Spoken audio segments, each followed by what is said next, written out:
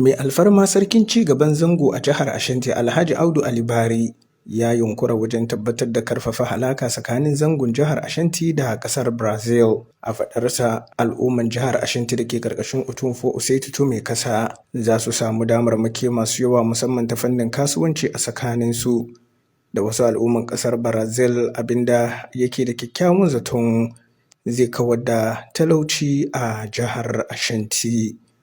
Sarki Alhaji Ali Bari na jawabin ne yayin da jakadiyar Brazil ta gabatar da ziyarar karfafa hudda tsakanin ƙasar Brazil da masarautar ci gaban zangon jihar.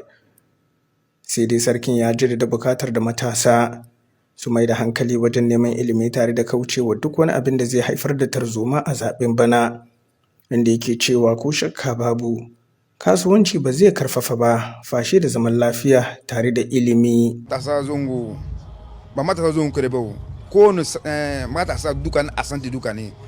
Zongo mu duka ko duka ciki ba matasa kamar zongo kare ne na Asante region duka. Zongo kowa duka na cikin. Akwai Asantawa, ko Bayoruba, Musawa duka na cikin.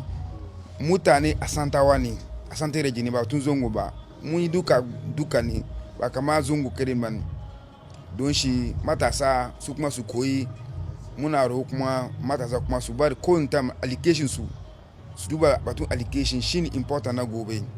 Fichan su ba warakan wani kamar yanzu zabe na zuwa wannan nan suna bari su wani abu bai dace ba.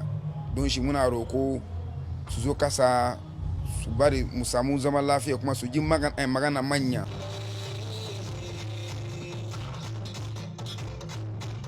An yi wasan gargajiya na kabilu daban-daban musamman na kabilan Yadigawa a farfajiyar taron.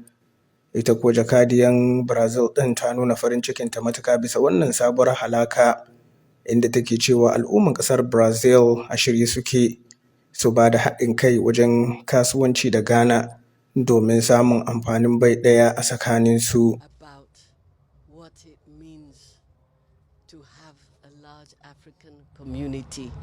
In Brazil, eager to make connections with us.